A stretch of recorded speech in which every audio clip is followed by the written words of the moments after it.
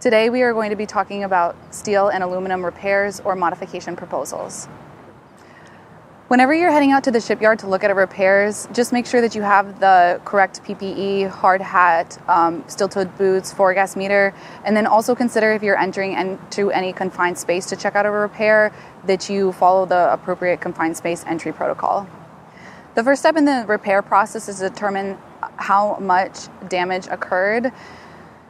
The extent of damage can be determined by just a visual means, or there's also other methods such as non-destructive testing that can determine the extent of damage. There's also guidance that we use, NAVIC 768 and the Inland Repair Guide, to give us guidance on what damage would require repair.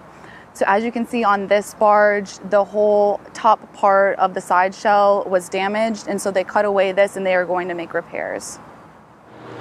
For some repairs, a qualified welder will be required.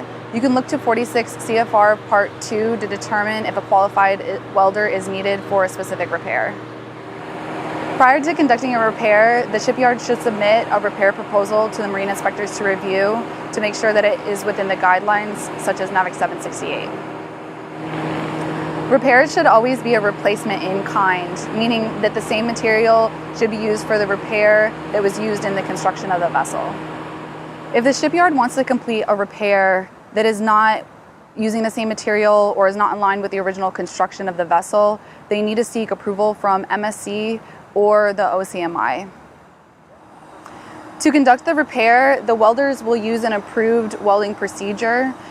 For shipyards, this is a standard procedure because they do a lot of the same repairs, and as long as nothing changes in those procedures, they can keep using them over and over again to do the same sorts of repairs. In order to conduct a repair on a specific procedure, the welder must have the experience and qualifications to be able to perform that weld. So they'll be able to provide you with their qualification in order for you to determine that they are allowed to be conducting that repair. The repair should be conducted in accordance with the guidance in NAVIC 768 and the Inland Repair Guide. For example, the repair needs to be of adequate size and, if possible, tie into existing seams and butts. If unable to tie into existing seams or butts, the repair needs to have radius corners. In summary, for evaluating steel and aluminum repairs or modification proposals, we recalled any hazards, cautions, or PPE, evaluated extent and location of damage, wasted corrosions, determined if a qualified welder was required, reviewed repair proposals, reviewed repair materials, verified welding procedures, evaluated alternative repair methods for equivalency, verified welder's proficiency, described areas of concerns and common issues. If you have any further questions, please contact your verifying officer.